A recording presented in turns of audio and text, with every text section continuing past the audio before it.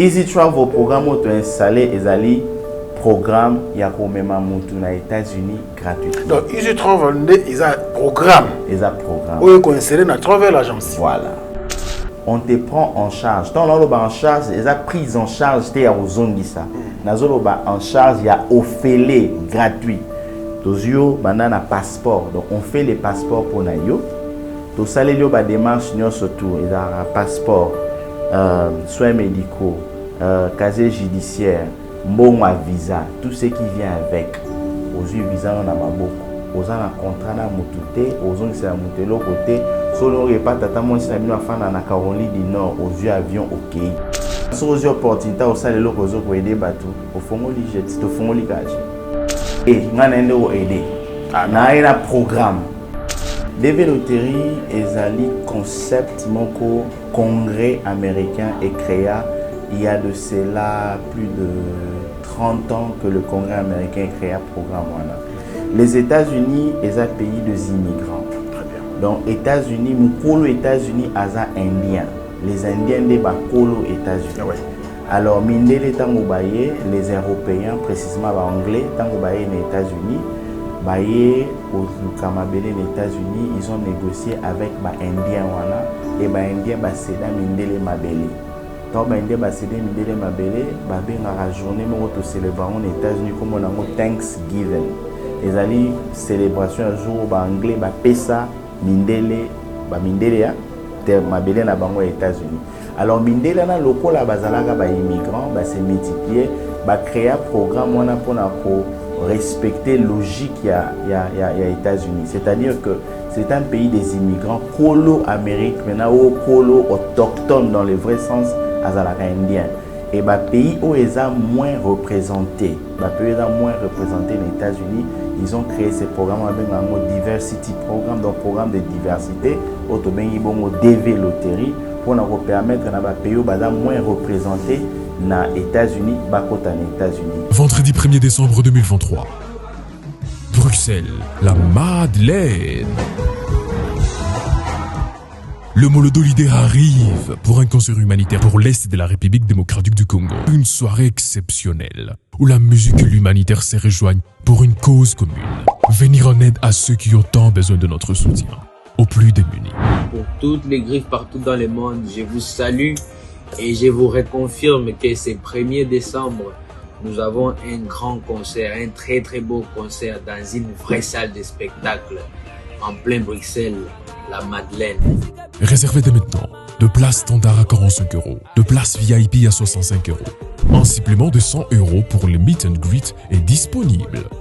Soyons là et ensemble, changeons de vie, unissons Umoja pour la paix à l'est de la RDC. Une production exclusive de l'orphelinat Gunguna, la Skinfama et la ville de Bruxelles.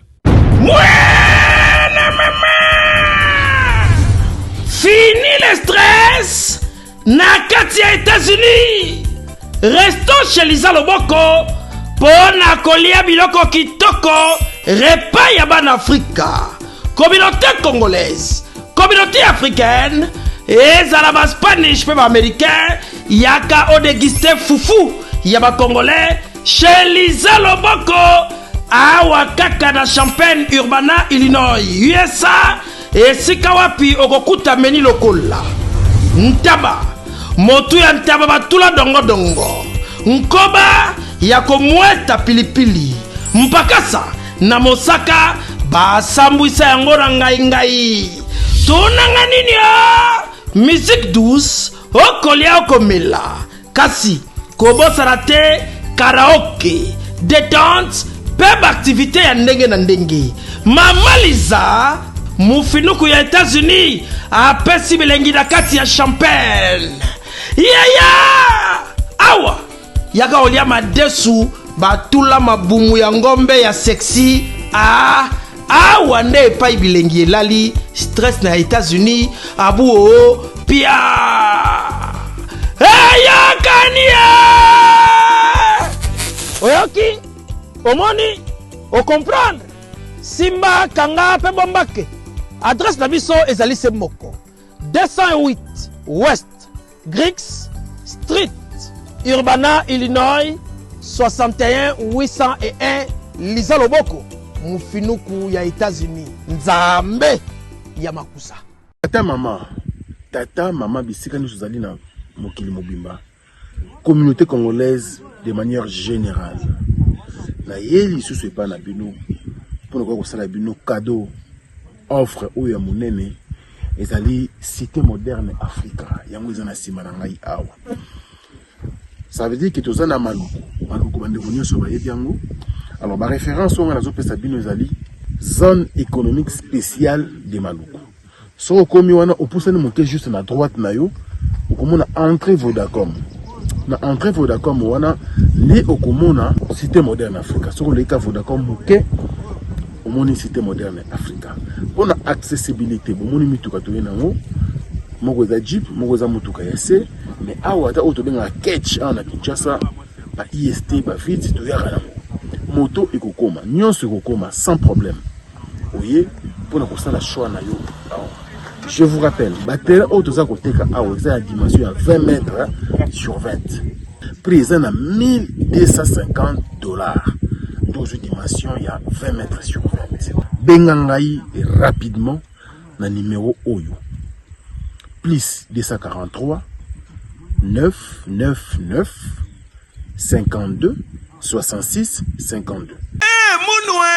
Qui a dit que Bandoule Kozonga te chez Djonga 3 azongeli base naye na Paris oyo yesika bozalaki kolia komela pe koyoka ntule na niveau ya 2 fois te boyebake bilenge zongi na Paris na niveau ya kosakana te chez Djonga 3 awa chaque week-end bilenge zongi ya ndule à partir ya le 17 février 2023 ouverture officielle ya Bandoule Bokozwa chaque vendredi Suzuki Luzubu 4x4 grands chanteurs de mon pays à partir de 20h jusqu'à l'aube. Pe samedi, bokozwa CNN Alligator na baninga tout awa boko sepela joli kitoko. À partir de 20h jusqu'à l'aube. Pe dimanche sombele suka bisanga. Bokozwa Nokolias, Emile alias de Mingongo, la voix qui cloche et longo na wenge poussana tovanda en matinée live. Oyo ekobanda à partir de 18h tina minuit. Kasi tunanga inini. Kaka ceux qui aimaient la CDC. Mbala moko night club to boîte et fungwami à partir de minuit. Ti ba 5h avec DJ Bobo. Oyo akosepeli sabino na bandole pe na ambiance ya kitoko. Malolo. Oui frère, Babi Tchonga. Futur. Hein? Nous te reçons la 50 boîtes. La Katakin, c'est Tchonga. Chez Djonga Twanga Nantaba, Ezwami na adresse Oyo, Noisy le Sec, Nassima McDonald, numéro 25, chemin de Grou, 93 130, Ozamo Bimba. Chez Djonga Twanga Nantaba, Yangonde Zali mo boko ya ambiance, na kati ya Paris, pe na France mo Bimba. Bana Guine, Bana Dar es Salaam, Bana Poto, Bana Mokili Mobimba, Cité F Moko, Afrique Info, avec Franck Stemai, Yandankala, Twende. X-Bass, Marandura, Franck Stemai. Bon début de week-end à chacun et à tous. Merci pour la confiance que vous accordez à nos programmes. Grand merci également à tous les amis de Franck Stemai. Alors, je reviens chez vous dans le cadre de cette émission Face à Franck, qui va parler bien sûr de la diaspora, parce que la diaspora doit aider bien sûr nos frères qui sont bien sûr ici à l'intérieur du pays, précisément bien sûr à Kinshasa, nous sommes là. On va recevoir un frère qui vit bien sûr aux États-Unis d'Amérique, mais qui nous a amené un bon projet pour aider bien sûr nos compatriotes. Il s'appelle Simplice Mabiala, Simplice Best. Voilà, on va parler avec lui concernant son agence, Travel Agency, donc qui nous aide dans le cadre de dévéloterie. Hein, voilà, il y a beaucoup à dire autour de ça.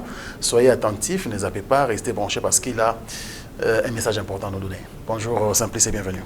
Bonjour Stemai Franck, comment ça va? Je vais bien. Si tu vas bien, je vais bien. Je vais bien, très heureux d'être ici dans vos antennes. L'émission c'est en lingala ou l'émission c'est en français? C'est en lingala, c'est beaucoup mieux en tout cas. Beaucoup mieux en lingala, ok. Je suis là, je voulais juste apporter une petite correction. Je n'ai pas d'agence, mais j'ai un programme à insérer dans les agences. Easy Travel, la propriétaire est là avec moi. Elle est en train de nous suivre en direct. Ah d'accord, c'est un programme que tu as inséré dans une agence qui existe déjà. On peut l'insérer dans n'importe quelle agence. Ah, c'est très bien. Merci pour la précision, Simplice. Alors, programme Mango et Zalinini, parce que Bande à travers le monde, on a dit que les lots de loterie, nous interprétant on a alors, le quoi tu as mis tant qu'il y a un programme qui concerne l'agence de loterie, c'est-à-dire que vous avez la maîtrise. Et le côté bien de la loterie Zalinini. Et puis ça la voilà, en fait, il faut batubaye na moi historique muke à DV Loterie. DV Loterie est un concept moko congrès américain est créé il y a de cela plus de 30 ans que le congrès américain a créé un programme. Les États-Unis est un pays de immigrants. Très bien. Donc États-Unis, mukolo États-Unis asa indien. Les Indiens de bakolo États-Unis. Ah ouais. Alors, mindele tango baye, les Européens, précisément anglais, tango baye les États-Unis, baye au Lukamabele les États-Unis, ils ont négocié avec les Indiens wana et les Indiens baseda mindele mabele. Tant les Indiens baseda mindele mabele, babe ngara journée moto célébration aux États-Unis comme on a Thanksgiving. Les ali célébration un jour ba anglais ba pesa mindele ba mindele ya mabele na bango aux États-Unis. Alors, mindele na loko la bazalaga ba immigrants ba se multiplier ba créer un programme wana pour respecter logique ya États-Unis. C'est-à-dire que c'est un pays des immigrants colo Amérique maintenant au colo autochtone dans le vrai sens azalaka indien. Et ba pays où ils sont moins représentés, les États-Unis, ils ont créé ce programme avec un diversity programme, donc programme de diversité, autobengi DV Loterie pour nous permettre na ba pays où moins représentés na États-Unis, bakota na États-Unis. Ceux qui beaucoup plus représentés dans la seuil, bakatibino bolongwe boza sous-souté. Par exemple le roi Nigeria, par exemple le roi pays belé. Il y a même des pays des Europes pour bazali européens qui sont toujours dans le programme. Mais à la base, c'est beaucoup qui sont nombre na bino wana ou boza représenté bakatibino na programme à DV Loterie. OK. Alors, DV Loterie et ça le principe na ngozali nini? Oh, principe à DV Loterie est simple. Les jeux concours oyo peut-être batu bazwa atteint kotanga ba stipulation na ngonyo sauté to pe ba détail na ngonyo sauté. Programme à DV Loterie est en réalité programme à green card. Le gouvernement américain met à la disposition du monde entier au bazar faible représenté aux États-Unis 55 000 green cards par année. Par hasard. Et dans les 55 000 green cards par année, chaque pays où a participé a un quota respectif. Le quota en RDC. Donc carte verte. Carte verte. Ouais. Carte verte. Moi, carte verte à 10 ans. Anglais. Alors, carte verte, ils ont un quota au Pesaka. Et chaque pays, ils ont un quota. On a RDC qui varie entre 4 500 à 5 000. Ça varie dans RDC. Donc, s'il vous plaît, on y a une émission sur le ticket de pasteur, tu comprends. Donc, ça varie entre 4 500 à 5 000. La fourchette, carte verte. Disponible pour la RDC. Pour la RDC. Donc, tu as 50 000. Donc, si tu as 5 000, personne ne va gagner. 45 000 autres vont gagner. Bozoate. Attends, si vous remplissez les conditions bien. Attendez, dans ce bataille, vous avez 5 000, vous comptez sur le sauté. Donc, ce année, on a des véloteries pour la RDC, par exemple, 4 700 et quelques. Ceux qui 4 700 sélectionnés, bien sûr, il y a les critères pour la sélectionner. Oui. Il faut avoir la photo, nous a bien présenté. Hein. Juste la photo. L'identité, ce n'est pas important. Okay. Photo nous remplir la condition. Photo, kaka photo. La dévéloterie, c'est la photo. Photo nous remplir la condition. Il y a la dévéloterie, il faut ta veste. Tout le monde a bêta dévéloterie. Il y a des États-Unis, il y a polo jouant. Donc, on a dévéloterie, ça fait 13 ans qu'il y a en États-Unis, qu'il y a dévéloterie. Juste des photos. Lorsque vous sélectionnez photo nayo, of course, identité nayo est bimi, vous a sélectionné. Ceux qui ont bêti par exemple 12 000 personnes, ceux qui quota na bus 3 700. on va retenir que le 3700 tout ce qui aura. Les restes, les restes, ils ont un peu famille. Il y a un famille, il y a facteur chance na yo la sélection. Il y a facteur, il y a chance. Il y a un facteur musuté wana ono, ceux comme on est simplice, nous obligé de gagner. Non, il n'y a pas ça. Et puis personne ne peut influencer ça. Personne. En tout cas personne. Même bateau ba sénateur, député, mouta va influencer le programme. Oh non, biso cyber na biso yebana kuna. Exact. Moutou monta va cyber monteza kuna ba bango pena bana priorité de priorité. Rien, ils ont cyber monta priorité de priorité zate. C'est un système digital où l'information est électronique, au robeta na mbanzango na meeting partout zali ça passe. C'est un programme digital. Les autres qui pété au so beti awa obligé de gagner non. C'est la bonté. Alors autre détail. Mingi balobaka bateau bazan a plus de chances à organiser bateau en famille que robeta single. C'est vrai? C'est pas vrai. Voici comment ça se passe. Dans le système à développer n'engé processeur na bango et fonctionnaka ba sélectionnaka quota par quota. Je vais donner un exemple. Nous on a 55 000 visas à donner, green card, carte verte à distribuer dans une année. Dans les 55 000 green cards à distribuer dans une année, ils ont le nombre. Là, par exemple, dans le quota, il y a 10 000 pour les célibataires. D'accord. Ah, d'accord. Dans le quota, il y a 15 000 pour marier avec enfants. Dans le quota, par exemple, il y a 30 000 pour marier sans enfants. Et se sélectionne bon en termes de pourcentage. Ok. Tu as un RDC, pourcentage à RDC, je donne un exemple, les locaux là, 4700. Dans 4700, dans le Congo, il y aura 700. Je ne donne pas, puisque nous avons décidé un pourcentage. Mais je donne un petit exemple. 700 célibataires. Donc, Mouto a béti Moro célibataire, vous avez 700. D'accord. Mouto a béti marié, par exemple, pourcentage de locaux là, 1000. Et le reste, c'est ça, par exemple, marié avec famille. C'est comme ça que ça se passe. Et les quotas, on va gagner en bon. Et ça, c'est ce qui est forcément priorité. Non, ils ont par rapport à pourcentage. Parce qu'il faut le chiffre est cause à la moins, mais cause à la plus. Les 55 000 green cards disponibles cause à la plus. Ce qui signifie que tant que par exemple, famille à 15, si tu sélectionner famille à 15 wana, automatiquement famille à 15 wana est kotika na quota na bino. Na muto abeti yemoko akotika na quota na bino. Et ça te lora ba sélectionner 4700 bino boye na famille na obeti 5000 bazu bino na famille na bino. Non. Ils ont qu'une par quota. Donc tête par tête, c'est une carte, c'est la carte verte bazo pesa na tête par tête. Et le numéro muta gagnaka, c'est le même numéro, vous allez voir votre visa immigrant et ça a le même numéro là et c'est le même numéro de votre carte. Très bien. Alors, quel est le programme qui est inséré dans Easy Travel Agency? Voilà. Le programme Obisoto Yenango est la deuxième édition. Donc, on a un programme l'année passée où on a déjà Gagna Bazali, Bande Romsu Baranapoto, Batine Bande Année passée. Année passée. Au fait, il y a des appartements derrière. Il y a un couple qui est donc, est-ce que là, je suis la présidence. Fachi Fakende. Donc, résultat, il y a développé Bungi Congo Mobimba. Tout un néant, en fait, dans développé. Tout un néant.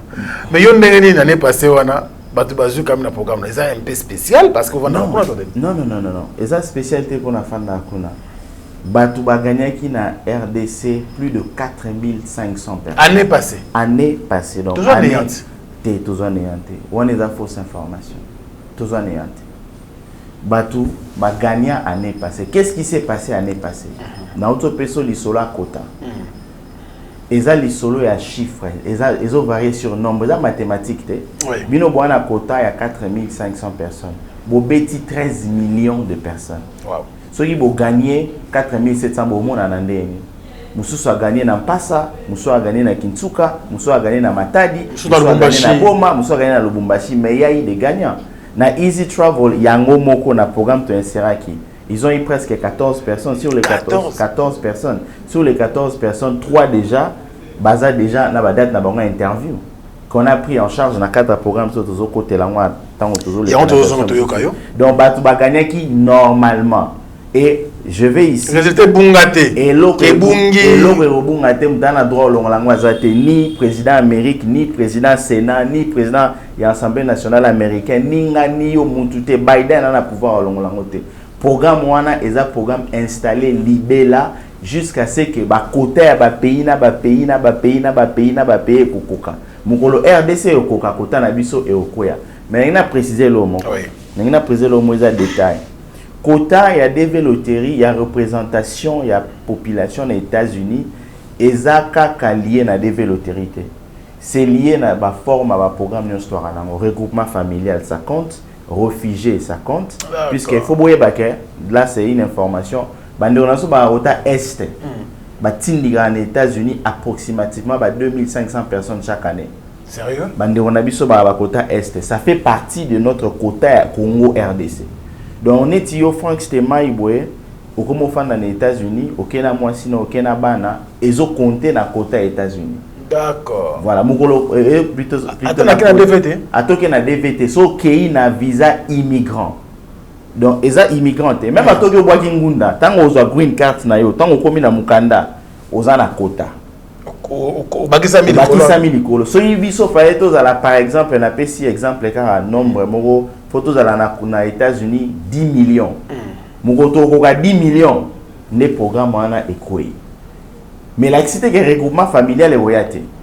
Mais to aussi quota ou elongo libiso na programme.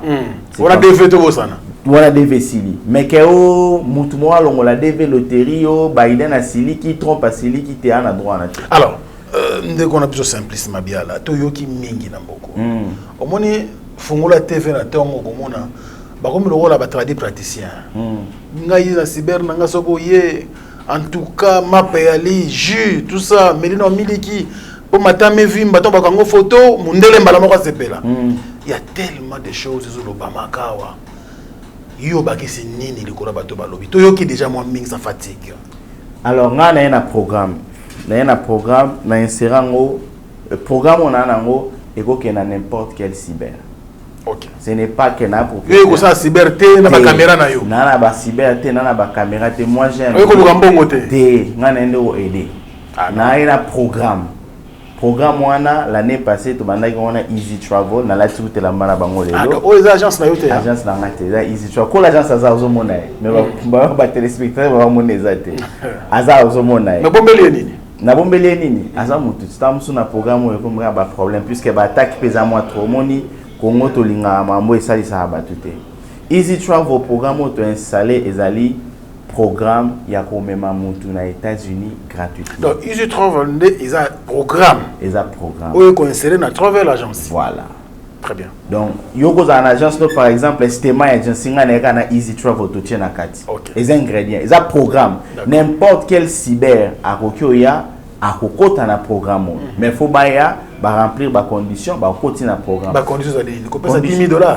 Non. Condition zali tango oya okutana na batu oyo bazo gérer programme wana niveau Kinshasa ba peso ba condition pour l'année prochaine. Programme ezandenge ni. Moutaye abeti développerie na. D'abord je vais préciser. D'accord. Ba couplage ezala raté. C'est pas vrai.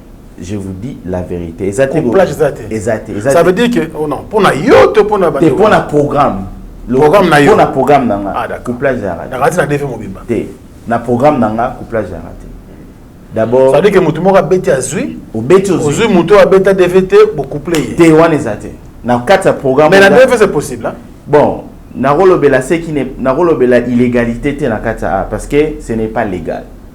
Mais batu basala ngo donc moi na kota na porte na bango ezate. Non, tout sunga bata la biso vous savez awa on divertit, on informe et on forme directement. Voilà. Il faut batu bazala averti, bazala informé. Batu faut baye ba que na compte DV loterie couplage ezala raté. Eza légalité. Ils allaient au bêtis célibataire, au Ghana célibataire, aux États-Unis célibataire. Mais Programme à DV Loterie et un processus pratiquement bando betiti mukoloya ça peut être dans une année. Mundele a un événement motobenga ka life event échange à chaque jour. Ndenge na bolelo na ko beta moi si célibataire mais lobi na zuizemi. D'accord. Na boti moi na nga okota na programme. Na okyo beta pe lelo comme étant célibataire na bali lobi. Na komi marié. Mais que muto abetaki célibataire ke ça la faux cop aya nango wana eza illégal. Na programme à développer. D'accord. Donc chez nous na 4 programme où ngana ena ngona Kinshasa, to na RDC, au to bengi bongo Easy Travel programme wana, so robetaki célibataire, ou gagner célibataire. So robetaki marié, ou gagner ndengo. Et puis on voyager comme célibataire. On voyager comme célibataire. Sur spécialité programme ezani. Allez-y. Spécialité programme ezaki, so robeti ou gagner. On te prend en charge. Tant là, en charge, ils ont prise en charge, tu es aux zones ça. En charge, il y a offert gratuit. Tozio, maintenant, un passeport. Donc, on fait les passeports pour Nayo. Tout ça, les démarches, surtout, ils ont un passeport, soins médicaux, casier judiciaire, bon visa, tout ce qui vient avec. Aux visa, on a beaucoup. Aux un contrat, on a mouté, aux zones, c'est à mouté l'autre côté. Solo repas tata moi si na bino afana na Caroline du Nord aux yeux avion OK. D'ailleurs toi on a besoin billet za la famille na.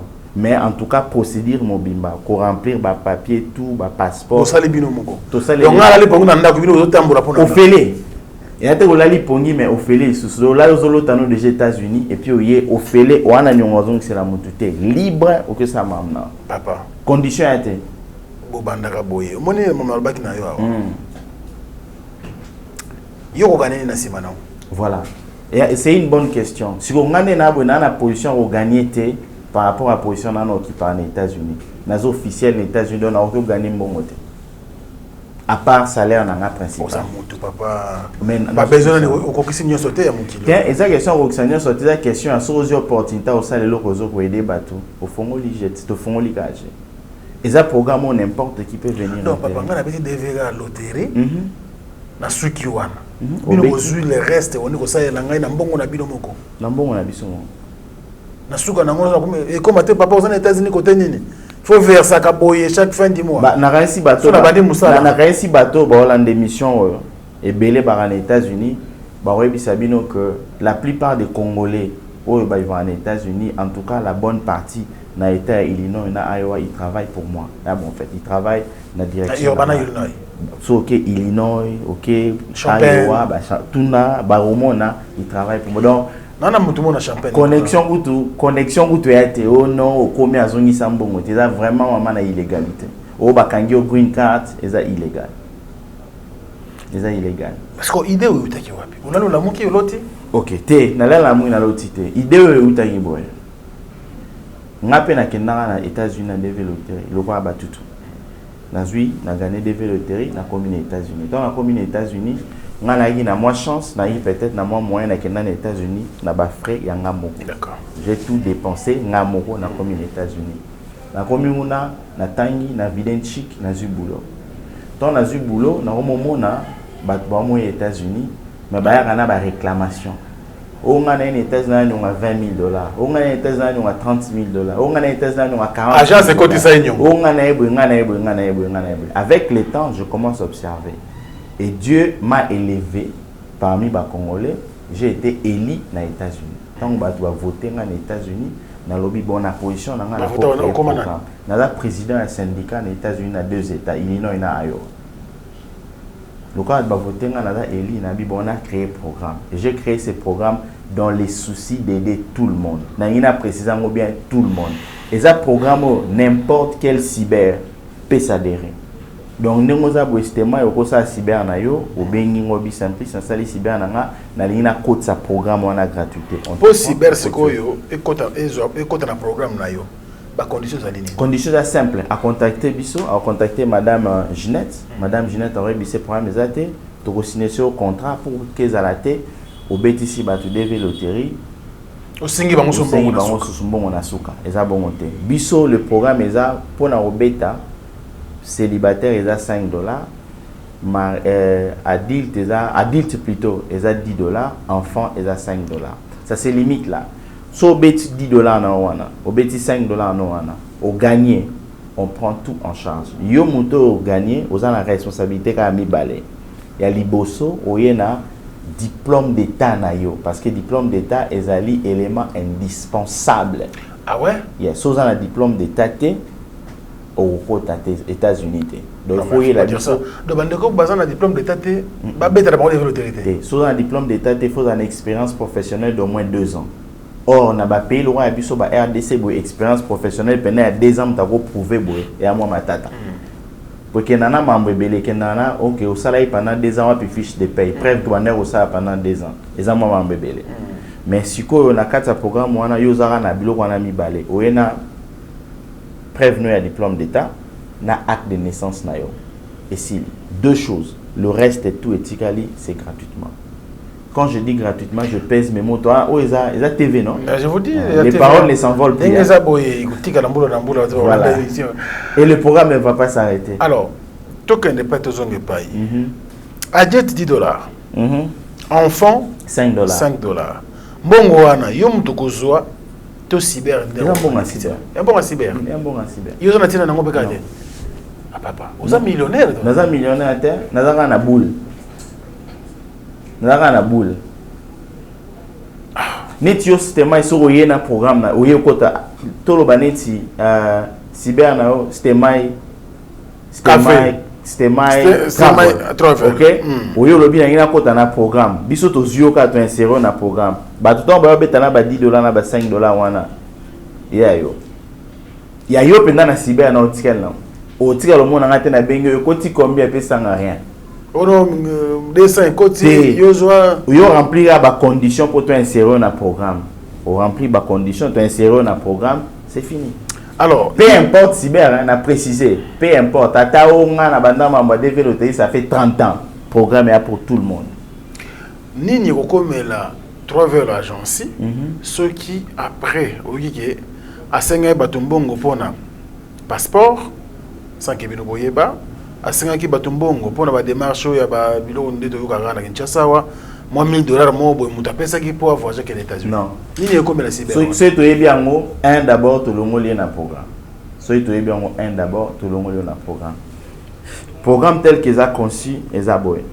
Mutoyer abeti. To tchalo wa to signer contrat na cyber mosusu. Supposé que to signer contrat na cyber mosusu comme on ngo Stemai Agency. Stemai Agency a remplir ma condition là. OK? To signer programme là. Stemai Agency il y a obetara DV. Il y a pamba na contrat signé là. Donc ba gagnant gagner na cyber na e. Souka na programme ba gagner 20. Il y a éthique la biso à 20 personnes. Nous on a la liste de 20 personnes. Biso monte 20 personnes. Autour la théorie 20 heures ce go il y a un moniteur qui a conditions préalables les alliés puisque qui ne tout est possible. Jomo boya à côté d'un programme a mis les bino ba tout toi Kinshasa va gagner. Voilà, maintenant on aura des préalables pour éviter fraude ya bongo. D'autant que s'enregistre au peso ba condition. Bon, au bet en ndenge na mais le récit au ba ba foutre la mbongo $5 to $10 et vous allez easy travel.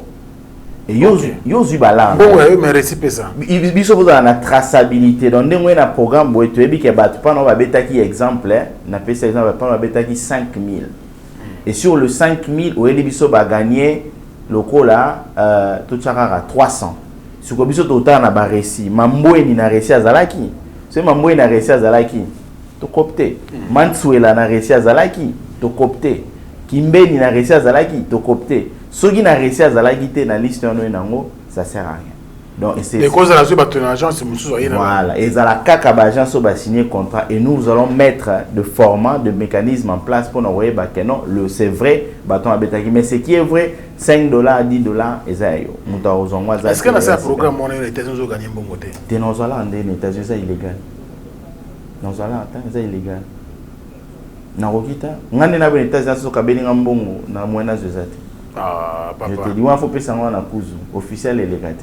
Mais Kabeli Yoka Boybon, de Gonanga, bon, on a été aux États-Unis, mais là, moi, Coca. On a besoin, mais quand tu as boulot, moi, je sais. Tout ça, mon cas d'entreprise, na charge, na non, moins 500 et légal, c'est illégal. Mais quelle prison pour nous, c'est mal.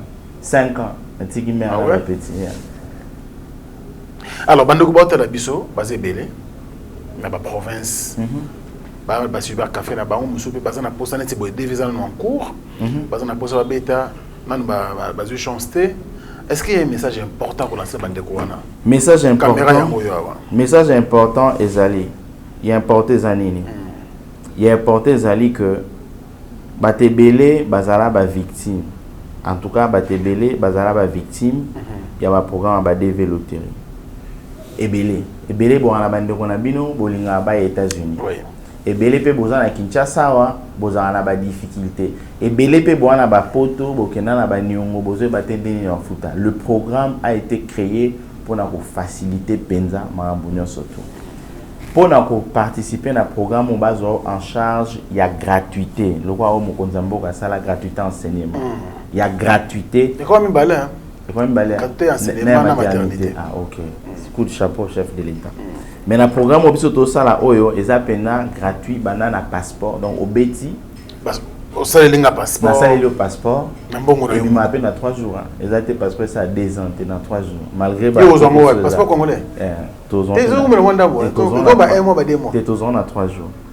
Le passeport, nous avons bimi. Tout ça, il y a des démarches. Tout foutre tous les frais différents. Donc, ça dit, frais surtout. Aux UP, visa, yo moko. D'ailleurs, tout ça, aux visa, il a précisé. Ils ont choix.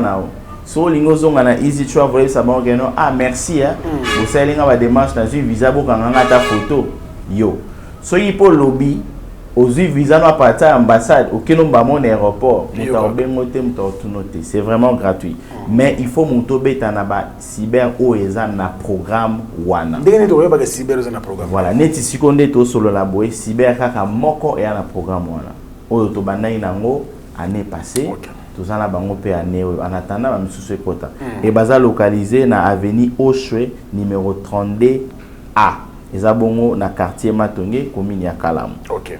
Et ceux qui ozana besoin qui peut obenga bango na téléphone numéro za na WhatsApp OK obenga na plus 243 99 58 23 352.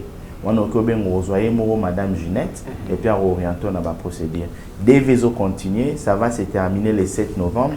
Bah tu vas profiter de la semaine aux ana une semaine après aux ana poto aux awapi tinda bande konayo baya c'est un programme connu tolobela ngo mingi na chaîne na biso sur YouTube to anango Simplice Best TV ba okolanda ba détails non surtout bande konayo baya ba participer on les fait pas pour gagner on les fait pour aider parce que au moni yo sorozui na pasi il faut ta la passer ba c'est vrai yango to sali programme to chango en place ngana zanga na programme. Donc cyber wa lingaya a okotara na programme. Mais si ko cyber ngaya contacter on a contacter kana même numéro. OPC. Un numéro à OPC, c'est facile. Plus 243 99 58 23 352. D'accord. Sera bengi numéro ana. Bon contacter mais à la pour l'année prochaine parce que pour l'année déjà to commune à etikali une semaine on peut pas signer un contrat mais l'année prochaine on va les faire. Nous sommes presque à la fin. Il me reste que une ou deux questions à vous poser. Bandeko bakendana na développer mingi koma bakenda ogo esclave moni congolais masola balabala ndezo ra place mingi ki masolo les officiels OK na deve attention comme esclave américain et consort bandeko bakenda développer bakenda okomela wapi suite ya vie na bango ezala ndenge nini.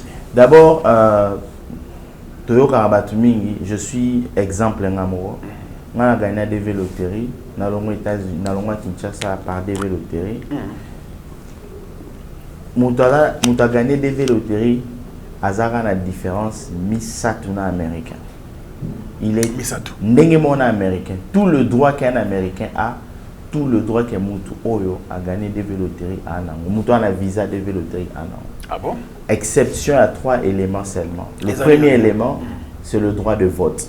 D'accord. Un immigrant ou un américain a voté raté, mais un américain vote. Deuxième élément, c'est le droit de devenir président des États-Unis. Ok. Mouta Botaman États-Unis, a comme président des États-Unis. Troisième élément et dernier, c'est Misala, il y a high level de Tolobaka, na compte à gouvernement. Seuls les Américains, basala ango. Ce qui est commis, tant que vous êtes américain, parce que vous avez développé après 5 ans, on a droit au commun. Après 5 ans. On a droit comme américain. A aussi galara yé na américain différence moko. Donc na deux bi et à 3. Oko voter oko sala musala il y a l'état na certains niveaux, na ba niveau C na ba post office au sala. Et puis autre au comme président.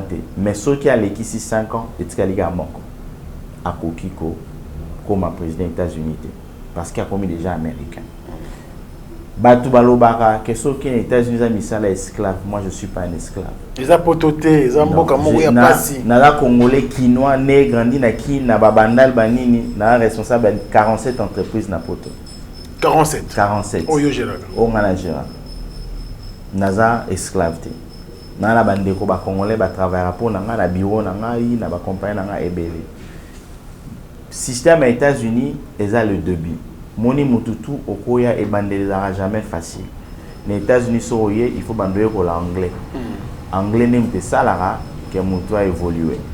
Et batebe tang bayaka anglais zara moi kokoso biso tout le kawana. Mais les bandé tang anglais a moi kokoso au sala musala ou les allées au singo langue. Au bandolo bara na ba compagnie na ba entreprise netinga soye na compagnie na ba compagnie na biso ba entreprise ezali ba interprète bazali oko ba ko aider aux musala nous surtout aux États-Unis et c'est un roloba il y a beaucoup de travail technique mais avec les temps on se concentre au Kenchik en tout cas ba j'ai fongama ba to ba yeba que mutu moko taza conçu pas dans l'esclave d'ailleurs détenteur il y a carte verte ça c'est une détail parce que tu dans ça l'émission boy créer marché. Il faut que détenteur il y a green card. Aza obligé je pèse les mots. Moto a la green card. D'abord le principe des États-Unis c'est liberté et justice.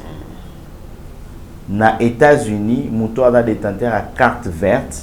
Aza libre de circuler na États-Unis mobimba sans être inquiété. Et puis Azal libre à retravailler dans n'importe quelle compagnie où il est aligné. Ça l'a passé social des alakaté, on les Afrique modernisé, on les a coutu domboka moko kocha makoroté. Te wana sikoyo eza masola balabala. Ah bon? Wana masola balabala. Je peux vous donner moyenne il y a bateau aux États-Unis, bateau aux États-Unis moyenne gagne à peu près 600 $800 la semaine. Ça c'est moyen. Moyen il y a bateau bakenda musala bateau bakenda pena musala 600 $800 la semaine na wana moyen bateau bakenda pena musala na lobela bana pototé na lobela ba bagarre so eposa guerrier au côté peu esprit au que tombe la paix 200 300 000 l'année normal dollars yeah des francs congolais de dollars 200 300 000 $, so posa bagarre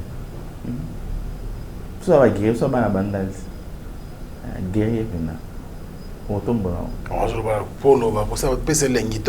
Non, émission vérité. Si tu es sérieux, tu mets conscience en place, tu te bats et dans la bandélité, parce que ça demande de l'énergie.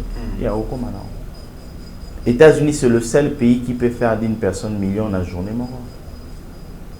Plus de 350 millions d'habitants aux États-Unis. Si vous allez au nombre de $1, tu es millionnaire. $1 aux États-Unis, il y a $1. Il y a une fois dans la boule, il y a $1. Taux de dollars. Il y a tellement de choses à dire autour de cette histoire, mais le temps nous fait défaut. On est obligé de terminer cette émission. Monsieur Simplice Mabiala, merci pour tous ces détails. Et surtout, mon idée, Kosungezadon. Kosungezadon, Kokabaizadon, Oyosali. Je pense que Bandou Rebelle, vraiment surpris. Les Congolais ont réfléchi. Merci pour ça. Mais on va terminer cette émission définitivement. Caméra na yangoyo, je me rends encore au la caméra au la bande ko nyonso. En tout cas, arrive au courant aux États-Unis, arrive au na canal de Véloterie parce que des Véloteries ont les moyens plus faciles actuellement. Qu'est-ce le message en tout cas vous de la montée manayo et puis deuxièmement voilà, de manière générale, Congolo Bazar Diaspora, un message aussi important pour la banque. Voilà, donc je vais essayer de parler en français pour permettre à la TV et puis à Lingala. Nous avons créé ce programme dans le but d'aider tout le monde de saisir, dans le but d'aider tout le monde de venir aux États-Unis et construire leur vie. C'est un programme que nous avons créé qui peut être inséré dans n'importe quel cybercafé. D'ailleurs, si vous êtes propriétaire d'un cyber ou d'agence de voyage, vous pouvez nous contacter. On va vous aider à avoir ces programmes-là dans votre cyber. Le programme est très simple. Les personnes sont obligées d'aller jouer dans les adresses que nous allons communiquer. Une fois que vous jouez là-bas, la DILT, c'est $10, l'enfant, c'est $5. Pourquoi la DILT, c'est $10? Pourquoi l'enfant, c'est $5? C'est tout simplement parce qu'une fois que vous êtes sélectionné, on vous prend en charge gratuitement. Le mot gratuit, donc c'est vraiment gratuit. On vous prend en charge de votre passeport jusqu'à votre visa immigrant. Tous les frais sont couverts par Easy Travel. Easy Travel va payer tous ces frais-là. Maintenant, vous êtes responsable d'amener juste votre diplôme d'État ainsi que votre acte de naissance. Le reste, l'agence prend en charge. Ce n'est pas dans n'importe quel cyber. Pour l'instant, nous travaillons avec le main agence qui est Easy Travel Agency et c'est situé sur l'avenue Oshwe numéro 32A, quartier Matongé, sur la commune de Kalamou. Et le numéro de contact, c'est +243 99 58 23 352. Vous contactez ces numéros-là, le temps est limité, ça reste une semaine, pratiquement 10 jours. Allez-y, massivement, jouez. Si vous gagnez, on vous prend en charge gratuitement du passeport jusqu'au visa. Et une fois que vous avez votre visa, vous avez le choix d'aller où vous voulez. Il n'y a pas une obligation, signer tel papier, que si vous faites ça, vous allez rembourser l'argent. Non, nous sommes à la télé, on vous regarde, nous avons des réputations à protéger, c'est gratuitement. Aussi, je vais préciser, parce que les gens peuvent dire non, parce que vous avez les entreprises là-bas, une fois que les gens gagnent, viendront travailler dans vos entreprises là-bas. Ça, c'est un détail aussi. C'est optionnel. Si tu veux venir travailler chez nous, c'est ton choix. Mais tu n'es pas obligé. Tu n'es pas obligé. Donc, si tu veux, c'est ton choix. D'ailleurs, je ne souhaite pas. Je ne souhaite pas. Mais si tu veux, parce que tu ne sais pas comment commencer, on peut vous aider. Mais sinon, nous ne souhaitons pas. Donc, vous êtes libre. Et les entreprises que je parle, ce ne sont pas les entreprises congolaises qu'il y a que les Congolais, non. Ce sont les entreprises, il y a les Blancs, les vrais Américains, les Espagnols. Ce sont des entreprises américaines dont nous avons une responsabilité. Donc, et c'est vraiment ça. Dans Bande Konangai, période de développement comme na Souka, n'a eu moins chance na kin pour na elo mususu mais moi vite fait na l'équipe de Konanga Frank Stemai to sali programme na compte ya ko aider bino pour na ko États-Unis ofele. Dans na lobby ofele na peser mon nga eza ofele. To bandi programme ngo lelo te to bandaki ngo année passée ba to ba gagner qui au résultat maki néant lokuta. Résultat bimaki année au peut résultat ko bima. So la mission au moins des explications mais pour au côté na programme wana et sengeli na yo oya na agence Easy Travel ezabongo localisé na avenue Oshwe numéro 32A na commune ya Kalamu na quartier ya Matongé. Numéro contact na bango ezali bongo 09 95 82 33 52. Soki oye na moi sino na bana to moko pe elenge obeti soki o gagner tozuyo en charge au fele na bandeli awa ata 1000 fois stema ya zola nanga bandeko bola nanga au fele banda na passeport noti na visa ok sala vino na États-Unis ozana muto ozongisela mbongo te mukolo moko to omona nga na bengio na téléphone na États-Unis ozongisela nga $200. D'ailleurs na kati ya makambo wana surtout na libanda nga nazara na programme donc soki neti yo poza na cyber na yo na lobby n'importe quel cyber o ngai boy oye to signer nos contrats to cotiser na programme wana bambongo ba obetela DV loterie oza yayo donc c'est ngwa zate mais on va signer un contrat na pia opesa mbongo te na contrat il faut remplir ba conditions à contrat parce que ça programme c'est parce que nous on va dépenser l'argent pour nos bateaux au ba obetelo au ba organiser nous on va remplir on va prendre ces gens là en charge. Na contrat il y a des conditions où il remplit pour programme ana et quota na cyber. Mais ce qui est vrai, condition à contrat est vraiment minime. Et ça a été ba condition moins difficile puisque au monitor na kin. Tant on a lancé un programme on a biso ne konanga système. Tant on a lancé un programme moi ba compte dans na poto ils allaient signaler. Ah ouais? On a bloqué un compte bancaire na poto nga ndekonayo. On a bloqué compte nanga ya YouTube ndekonayo. On a bloqué compte nanga ya WhatsApp heureusement nzamba pambola biso to loba anglais bien to koma ngo peu bien et il fallait ko samba na ba meta ba plateforme anyo surtout wana pour ba comprendre le ko sala ba loba que non mais ba la kisi ba lobi que non ayibi mbongo ba lobi et loba me bele mbongo nga ozo sala wapi alors que programme est mbongo te programme est ka boule to boule to taninga ko aider ba to chemaele donc on a utilisé le cerveau, we use the brain. Donc on a utilisé le cerveau pour na ko sala programme mututo alinga ko za na programme aya ba kombeze belé boya bo participer bo beta développer et la chance na bino. États-Unis, il y a pas plus grand que les États-Unis, que personne vous trompe. Il y a pas plus grand que les États-Unis. Ils ont une opportunité au monde une opportunité en Congo. Une opportunité en Congo, si il y a légal. Tout le monde doit comprendre. Au moins, il y a qui a 100 millions de dollars. Mais il y a l'État. Sur les États-Unis, il y a bon, mais il y a légal. Wow. Ils ont un pays à opportunité, ils ont the land of opportunities. Donc, ils ont une opportunité, il y a l'iboma. Ils ont un choix, il y a Oyo Lingi dans les États-Unis. Ils ont été condamnés dans l'histoire. Ils ont un pays dans le monde, je mets quiconque a défi, où il est les États-Unis. Ils ont raté. Merci beaucoup, Monsieur Simplice Mabiala, Simplice Best. Merci pour cette merveille. C'est une chose importante pour nous. En tout cas, nous, peuple congolais, je pense que nous devons profiter de ça. Lui, c'est notre frère congolais, mais qui vit aux États-Unis, qui a pensé également à ses frères qui vivent encore pour l'instant ici au pays, en RDC. Profitez de ça, il nous reste une semaine. Allez vite jouer. L'adresse est donnée, les coordonnées sont là. Allez bien sûr au cybercafé Travel Agency, ici bien sûr Namatongue. Donc au show, il y a un avenue ça la confiance, siège à confiance à la il y a un au show, avenue au show. Donc surtout siège à confiance dans l'avenue au show et pour ton numéro 32A. Ko guider au malaman ko. Ah, occupé au benga numéro 1. Bengi pata pa na rapide. Na ko guider na ngayo sans problème. Donc so benga numéro na ngato benga numéro et pesa mi na émission. Bande ba yamba yo beti développer na yo pour que lobby yo pour comme on va aux États-Unis au sala makambo na yo boyo qui a ofélé. Ils ont payé des opportunités et puis au sala makambo yo ofélé. Parce que l'homme sous sala que muta beti développer makete azangi mbongo. Voilà. Comment tu développer le but de visa? Yangosko mona ba tumususu tanga beta développer azangi mbongo à quel place mo ba ebisier ozongi c'est la biso x3 x15. Andimi kaka. Mutu wana nzimika pas comme aux États-Unis. Or le débit aux États-Unis a facilité. Oui, na utu ebisabino aux États-Unis approximativement mutako gagner 600 800 $, mais il faut ta parler. Mais il faut damer, il faut ta essence. Les États-Unis tout presque à la voiture. Donc il faut un au monde il faut mettre au singana kingo mais biso to personne de baloba en anglais a fresh start. To peso pena e bandele a mobesu. Au moins ndo ina kin. Au commence aux États-Unis libre sans nyongo. Owe po banda musala. Bato mangala bazali.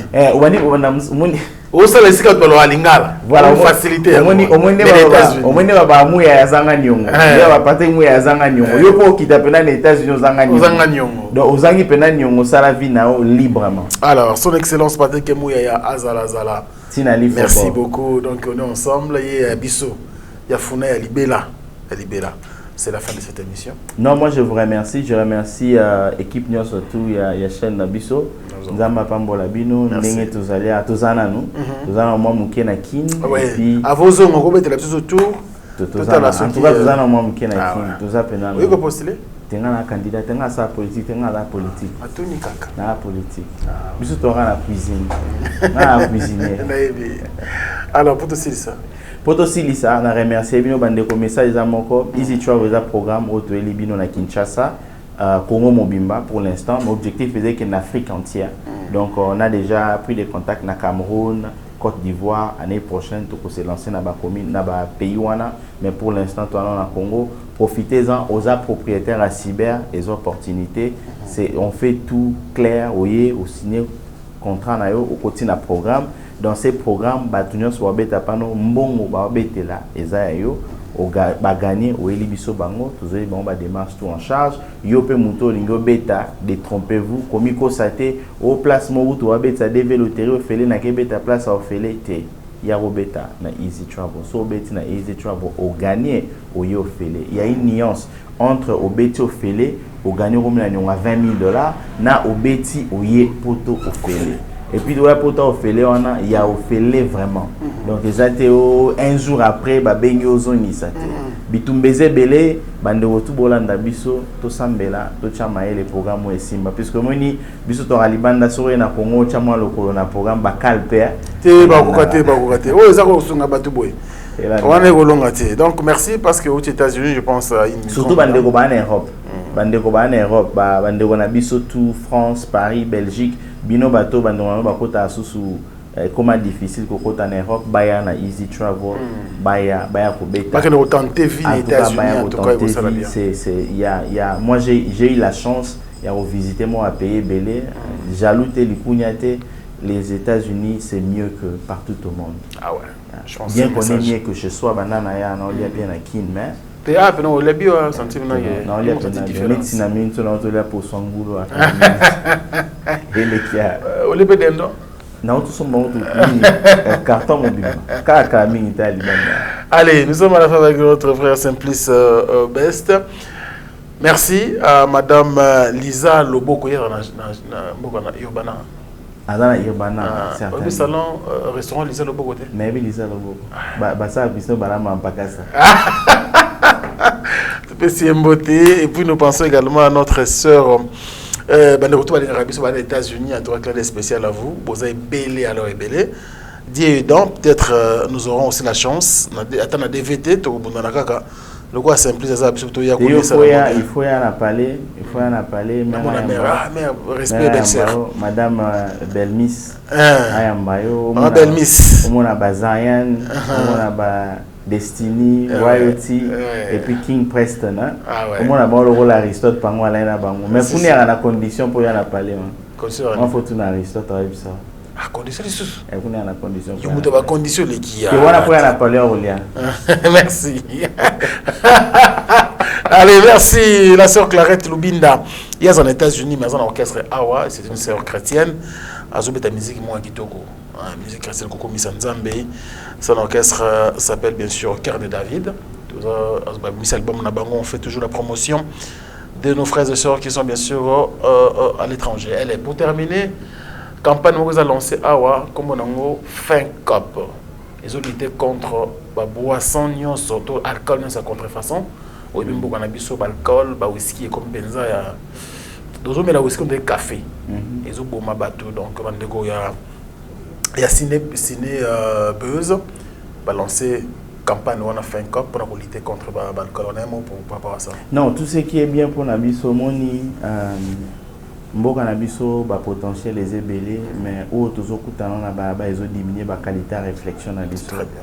Donc comment hermo pour réfléchir le cola ba peuple mokolo message au congolais za na pour na congolais ezalaka négatif ce qui mutasale lo retenu ala congolais mutumba mora négligent c'est peut-être dit à biloko tozomona ba biloko nyonso eza illégal il faut ba comme na conformité ngana osenga na ba jeune o tout biso tout ba jeune ce qui au lingo mela ozana makoka o meleloko eza normal régularisé tétopé ndenge ba mesure ezalaka ba pourcentage ya ba alcool té en tout cas comme la té pour détruire biso dans le jour à venir.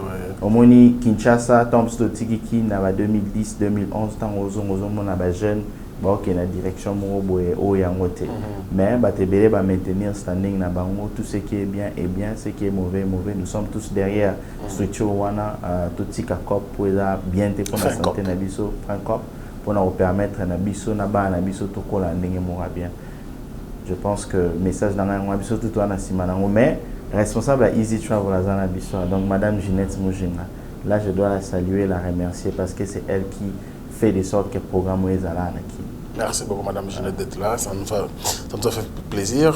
Ne vous fatiguez pas, vous avez un combat parce que le programme est comme tu connais beaucoup de parce que bazoko sabato mais Easy Travel Easy, c'est ça, Easy Travel et des bateaux pour nous voyager vraiment au fait aux États-Unis, au Kenya de l'autre côté, on peut se mboka.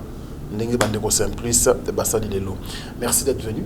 C'est moi qui vous remercie. Alors, on termine cette émission par la prière. Tu vas prier. Ah, tu veux que je puisse prier? On se commence à la langue. Oh, yolingi. Moi, confortable à la prière en anglais. Ah ouais, comme Marasso, au Sambela, au Sambe Bandi. Tu es confortable à la prière en anglais. Non, ça en anglais. Et ça problème. Problème, maintenant ça me siko. Avant, zéro na ça des annonces. Na soit na ranga ce comme ça na ba te batwa ndenge. Tout le monde ngana chrétien, ngana zambe, ngana mona zambe, na ande confortable dans ensemble en anglais. To peki sur langue na sambe na langue aux à l'aise. Allez, c'est la fin de cette émission. Merci à vous de l'avoir suivi. Merci également à l'équipe technique ici, nous sommes avec Merveille et Mampouya. Et les soldats, Gino Massan pour les géants, et sans oublier bien sûr toute la grande équipe technique et rédactionnelle. Et merci Madinga, merci également à Glody, Akina, Sandrine, Bamana et tout le monde. Merci à vous. C'est la fin de cette émission qui a réussi pour vous bien sûr. Simplice des Best concernant ces beaux programmes Easy Travel. Donc voilà, c'est pour vous aider. C'est la fin et place à la prière de clôture. Father God, we thank you for your grace, mercy, and kindness. You, the creator of all the universe. Thank you for allowing us to be at this moment and let your name be glorified. This program into our country, the Republic Democratic of the Congo. You remain in charge, you remain in control. Allow your kids, your children to be able to be selected to this great program of diversity visa so they may witness themselves and give a testimony of your kingdom and your grace and mercy. We pray in Jesus Christ's name. Bless this channel. Bless all the people that put in their hands to make it work for. In Jesus Christ's almighty name we have prayed and we say amen. Évidemment. Amen. Au revoir. Vendredi 1er décembre 2023.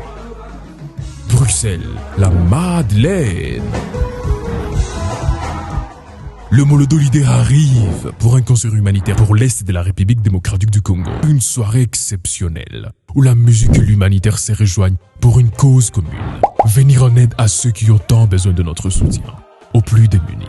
Pour toutes les griffes partout dans le monde, je vous salue et je vous reconfirme que ce 1er décembre, nous avons un grand concert, un très très beau concert dans une vraie salle de spectacle en plein Bruxelles, la Madeleine.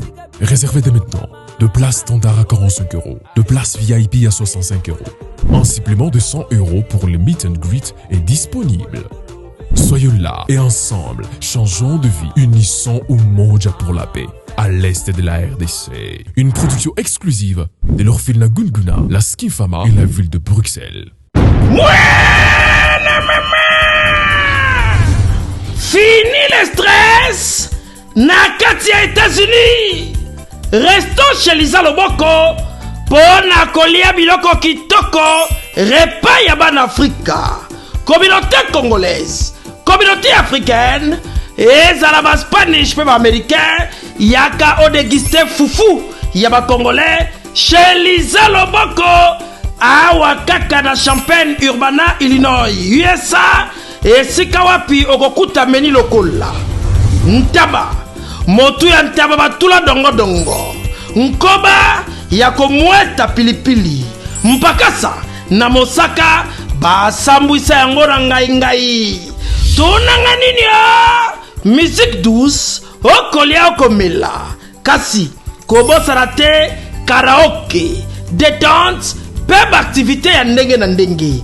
Mama Liza mufinuku ya États-Unis apesi bilengi na kati ya Champagne. Awa yaka olia madesu batula mabumu ya ngombe ya sexy. Awa nde epai bilengi elali stress na États-Unis abu pia kania oyoki omoni o comprendre simba kanga pe bombake adresse na biso ezali se moko 208 West Griggs Street Urbana Illinois 61 801 Lisa Loboko mufinuku ya États-Unis nzambe ya makusa. Tata mama bisika nous zali na mokili mobimba communauté congolaise de manière générale. Na yeli susu epa na bino pour ko sala bino cadeau offre ou ya monene ezali cité moderne Africa yango ezana sima na ngai awa. Ça veut dire que tozana maluku bande konyo so ba yango. Alors ba référence on a zo pesa bino ezali zone économique spéciale de Maluku. So komi wana opusani moke juste na droite na yo okomona entrée Vodacom. na entrée Vodacom wana nde okomona cité moderne Africa. Soko leka Vodacom moke omoni cité moderne Africa.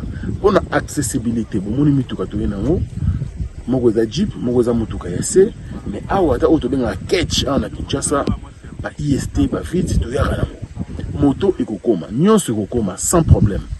Voyez, pour na kosala choix na yo. Je vous rappelle, batterie auto za koteka awa za dimension à 20 mètres sur 20. Prix à $1250. 12 dimensions, il y a 20 mètres sur 20. Bengangai rapidement na numéro Oyo. Plus 243 999 52 66 52.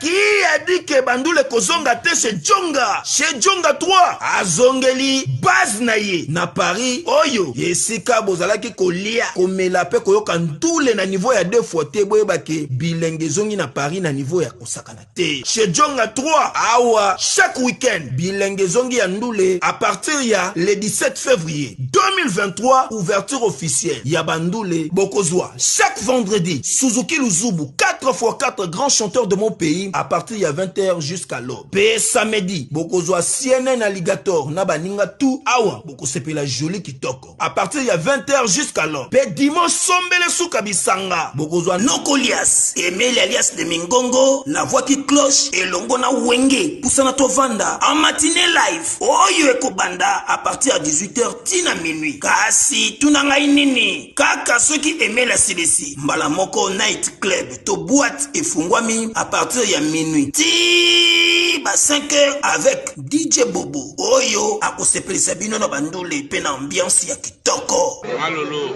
Oui frère, Babi Djonga. Futur. Hein? Nous te reçons la 50 boîtes. La Katakin, c'est Djonga. Chez Djonga Twanga Nantaba, Ezwami na adresse Oyo, Noisy le Sec, Nassime McDonald, numéro 25, chemin de Grou, 93 130, Ozamo Bimba. Chez Djonga Twanga Nantaba, Yangonde Zali mo boko ya ambiance, na kati ya Paris, pe na France mo Bimba. Bana King, Bana Dar es Salaam, Bana Poto, Bana Mokil Mobimba, CTF Moko, Afrique Info, avec Franck Semaï, Yandankala, Twende.